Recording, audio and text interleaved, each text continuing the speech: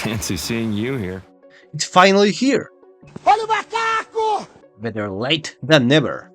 I really wanted to talk about this earlier and other videos I made, but I've been recovering from a nasty wisdom tooth removal. Anyways, what a wonderful day! We'll have a small video discussion about the Xenoblade Cross Definitive Edition trailer, what it implies for the future of Cross and the Xenoblade series as a whole, and then an update of upcoming content, including announcing a giveaway. First things first, Holy Sparks, it's real. Just shadow dropped a random morning. Xenoblade Cross comes to the Switch on March. There are already many graphic comparisons. I recommend this one from El Analista de Bits. In general, I'm hyped. And I am happy that people are hyped as well. Most Xenoblade fans haven't played this one yet, due to the Wii U. Xenoblade Cross is relevant now. We are about to witness the revival of the online functions. Will the keyboard be compatible though? I can put my Wii U to rest now. So, I'll just mention what caught my attention before going to spoilers and speculation. The new face models look great in my opinion, especially the lighting in their skin and hair. I didn't notice any clipping so far. Could this be what they said in the interview about a title they were working on with a new technique for good-looking hair? Elma's got that Alvis A and Telos Reese now. I suggest you stop staring. Lynn's hairstyle evolved too. Now she has only one monado pin, it actually worked. Can't wait to see how my Cross would look here.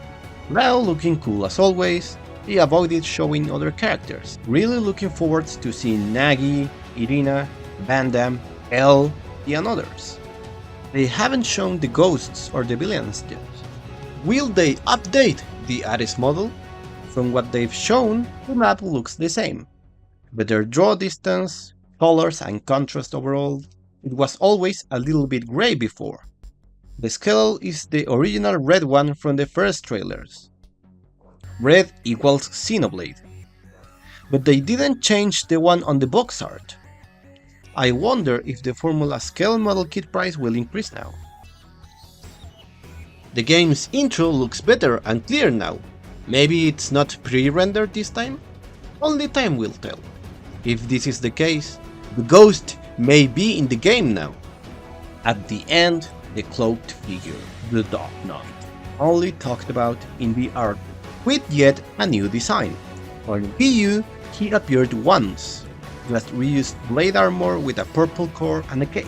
The actual design was more complex, with a blue core, angry mask, but it seems that's still not it. The hooded figure now has a black leather jacket with an orange interior.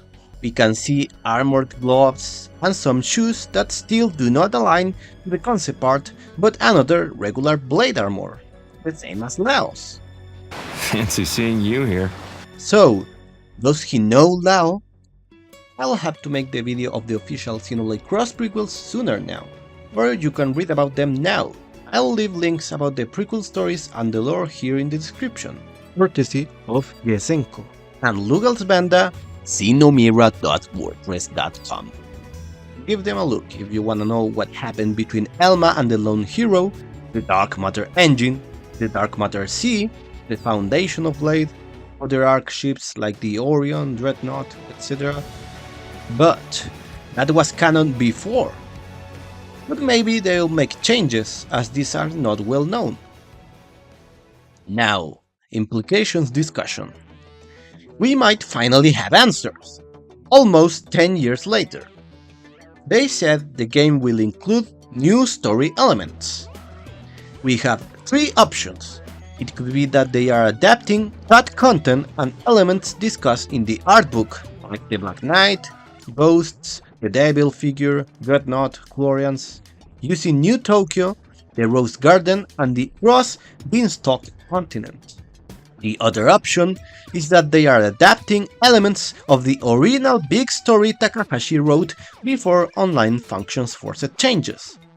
Or maybe they'll scrap those in favor of a new, fresh story.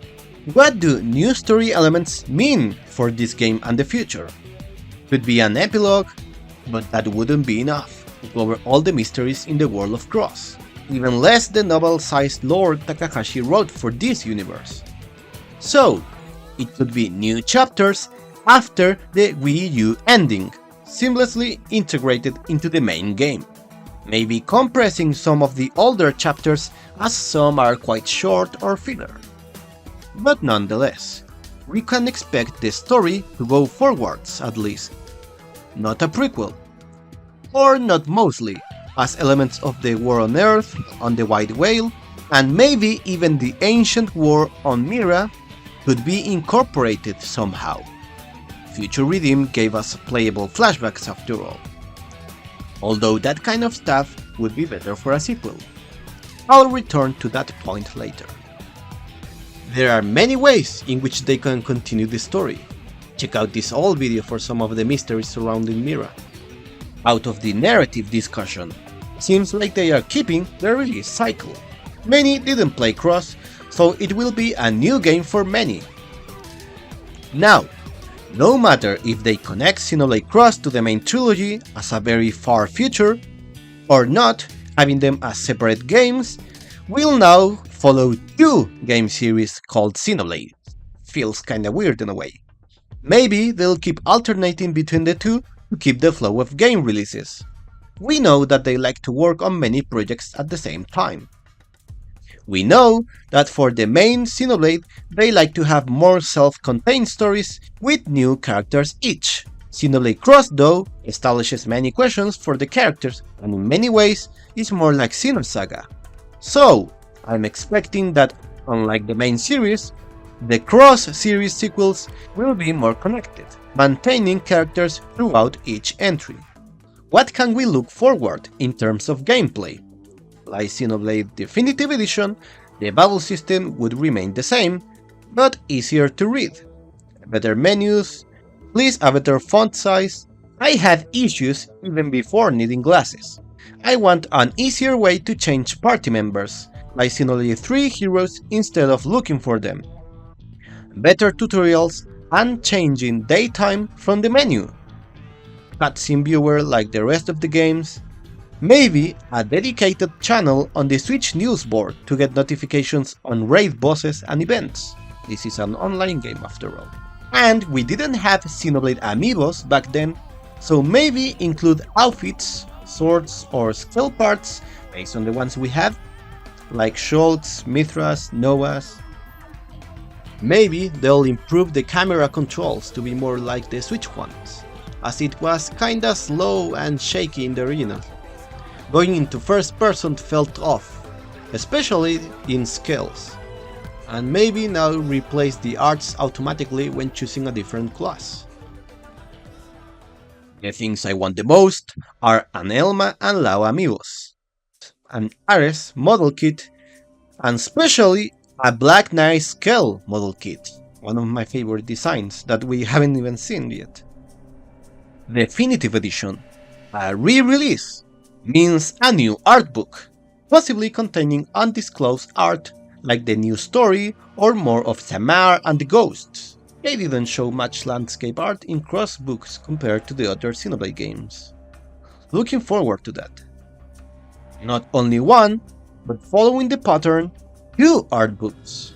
One with the launch of a collector's edition, and another one years later with some lore. Also, new story of chapters, and as seeing new characters mean new music. More from Sawano? How big will this new story be? Torna Future Redeem sized? Maybe double the length of Cross main story? But either way, there's no chance that this is it. There's no way to give conclusion to Cross story just within one game. Imagine if Xenosaga just released the first game and Xenosaga 2 as additional story in a re-release. There's no way it can cover everything. On interviews, they said Takahashi wrote a huge novel-like story, and the current Xenoblade Cross was just an adaptation of one of the chapters. We have another perfect work situation in our hands, so we can expect sequels, a whole saga perchance. They revived or re-released this game for something. I wonder what kind of witchcraft they made to get Xenoblade Cross running on the Switch, considering its full open world, much bigger, detailed and complex terrain, and even prettier than Xenoblade 2 and 3 combined. And those games were very limited by the hardware. You know I'm one of the few fans of Ionios, but Mira feels more like Ionios than Ionios itself. Anyways, if the latest Xenoblade on Switch is this good on a technical level, is the new minimum standard, the next game will be even bigger, better, and on the next generation. Can't even imagine how good it would look. The only bad news that only affects me is that now, with this announcement, my dreams for another prequel for Xenoblade 3, either a Wave 5 or a separate release, have been shattered. Anyways, short intermission before going to the spoiler section, a channel update and giveaway info. First, as said, I couldn't record in a while. The algorithm wasn't kind to my Afterlife video, so please, if you haven't, check it out and share with others. Views are too low. I feel it could be an interesting topic for the future of the main series. And another way to look at N. Also, whenever I upload it, please also support my Mobius video. Script was done, but I couldn't record it yet. And Xenoblade Cross is more relevant news now, so Xenoblade 3 content will not be suggested as much as before. I need help. I couldn't even finish the Ionios model, as these last 3 videos have been stacking for a while, not including other 2 scripts I had that are now lost media. Secondly, as said, I'll have to bring the Xenoblade Cross official prequels video sooner, now that it's relevant. I was planning on that for the Xenoblade Cross 10th anniversary, but the time is now! So close to reach that pretty number, 1k one day. But yeah, a summary of the lore hidden in some textures and the Forging Blade prequel stories that were posted before the launch of Xenoblade Cross. I want to commission some art for that video or something, I will see. Some of you may have seen a small post I made about just one line that revealed a moon base, an orbital station running Sohar emulator related tests. Not many played Cross, even less know about these stories, and you can read about them in the links I left before. Third, giveaway incoming, unrelated to being close to 1k, but a nice coincidence. I bought Mario Party Jamboree and it came with a code for 3 months of NSO. I'm with my brothers in a family NSO pack, so I can't redeem it. I was thinking on doing a giveaway, either before or after the 1k, so I don't want it to go to waste. Not yet, as I don't know how giveaways work. Gotta do research, ask some people, a YouTube live video, community post, online RNG winner roulette. I'm not too comfortable with the idea of promising prizes or buying my way into the 1k subscribers. This is a small channel after all, but I can't use this code. So it's literally a free 3-month subscription that no one is claiming. And conveniently, we just got a Nintendo Music app along NSO. So, more used to it. Let me know what you think. Warning. Warning. Okay, light spoilers first. Whether the game isn't or is connected to the main trilogy of games, at least the original Wii release of Xenoblade 1 seemed to be canon to Cross. Will they retcon the references to make it a separate thing? Direct mention of some creatures like the Delethia, the Tainted, and the Ova coming from the world of an endless sea. The statues, collectibles, hom-homs, nopons, frontier village, etc. Or will they add more? We already have Black Fog and Ouroboros-like tech, or maybe they'll just leave them untouched. Now into heavy spoilers. The Black Knight. Is he the furtive lone hero so easily forgotten? Another Lao? A brand new character? An old partner? Many theories have risen, as he knows Lao, and it seems to be like an important reveal. It is very possible he is the original Left 4 Dead protagonist, a young man, partner of Elma, piloting the Ares skell together. until he ejected her back to the white whale before it crashed. Hence why Elma got a reddish skell and landed on the planet alone. He is wearing blade armor underneath after all. He sounds young, and his skell has a katana, matching what we know of him being Japanese. Nagi saw him grow even. His concept art shows some alien forms. So, maybe he arrived with Elma to Earth, suffering damage and growing in an artificial body, unless they discarded all of that. He is nowhere to be seen, along with the Ares. He was fighting ghosts in orbit before, so either captured, landed on another continent of the planet, or just died. Just how Lao was thought dead, but washed away in an unknown beach. And he now wears a hood like he's a Xenosaga Testament? And Lao would be a new member if they are both back from the dead. If he was with the Ares, maybe the Black Knight skell has the original Ares inside, and as Lao piloted a replica before, they can be partners now, unless he doesn't need it. However, there's an issue. If he's him, he's supposed to have this very advanced scale technology that surpasses that of Earth, unlike what we've seen, and a collection of teeth and talons from space creatures hunting. And the white whale has been in Mira for only 2 months? How is it possible?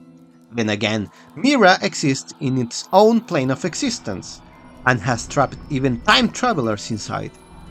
So maybe he arrived in a different time frame, a prior human civilization. The Sumerians came from Mira, but they arrived at the universe at its very birth, beyond time. Others say the voice sounds similar to Malos, but I don't think it's that much. And if that were the case, due to the Logos name in Cross, maybe it's just that the lone hero was the Xenoblade Cross universe Logos, or Animus, as in concept art he may have the same origins of Elma, that would make her the anima of this world. This is because Nagi, named Blade, beyond the Logos artificial destiny emancipator, after something a dear friend of his and Vandam talked about, and Nagi saw the lone hero grow. Maybe he has the Malos sword of the end? What about his father? There's also the possibility that this isn't the lone hero, based on the concept art info and the lore we have. There's another ship somewhere called the Dreadnought, where they are storing the Ares. The artbook hints that the protagonists, referring to the unused ones, the lone hero, Gad, Reina Sakuraba, arrived there. And later we see them and the Ares in New Tokyo, in an unknown part of Mira, which is not the same nor prior concept to NLA, as it has its own separate section in the classified area, and NLA before was conceptualized as New York. Could be something that happened way back before the white whale if we follow the time shenanigans theory, or just discarded concepts.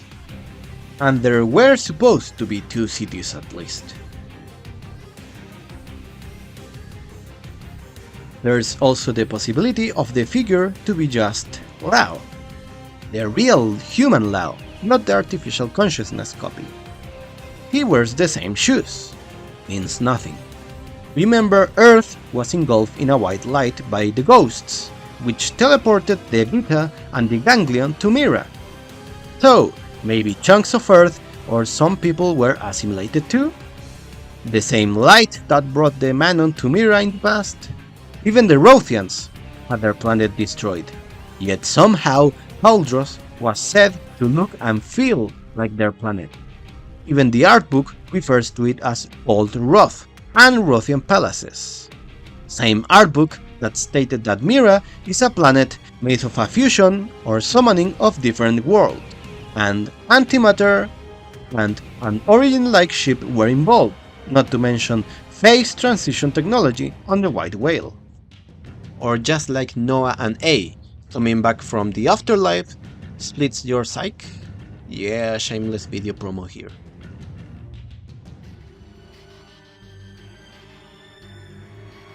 Whether it's the real Lao, or the lone hero, or even new character option, maybe this beach is outside the Mira we explored, in new continents or tiers. As lore-wise, Ganglion and time travelers have been unable to leave Mira for unknown reasons. There's something keeping them in. Gameplay-wise, there are green barriers when you go out of bounds. What if the Mira we know is divided by invisible worlds, or a simulation, and Lao, thanks to his death, got out? Could explain the lone hero too. We saw an origin-like ghost machine. The white engulfing light that teleported everyone to Mira came from it, and the ghosts were the ones that followed the white whale. What if this origin-like ship is the responsible for the cliffhanger with the data of the Lifehold and the Mira we know? If we go back to the idea of ghosts, flashbacks or time shenanigans, what if we can learn about the ancient war on Mira? Lopons said that there used to be a war between two nations, and El has been there alone for a while, and the Oblivion Ring was part of a weapon. Mira is said to be the birthplace of the Sumerians, and their ruins and technology, like the Sedoms, can easily be hacked by the Ganglion, as they are part of the later Sumerian Federation.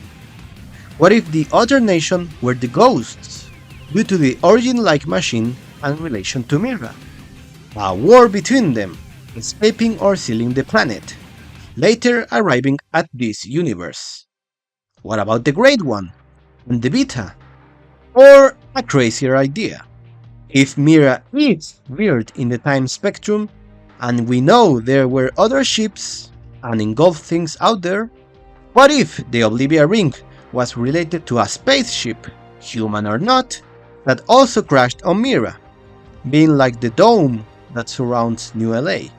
Like that one story of the Martian Chronicles, where a man and a Martian meet, but they are on different planes of existence, and they are not sure which civilization was first and whose ruins were those. How can you prove you're from the future? How do you know these ruins that you see were not the ruins of your own civilization 100 centuries from now? Of what importance is it who is past and who is future? What follows will follow, now or in 10,000 years. All that matters is, you see your world, and I see mine. Or it's just Keves Castle. Aside from Lao and his training arc with the Black Knight and Lordom, what plotlines can we expect from the additional story elements?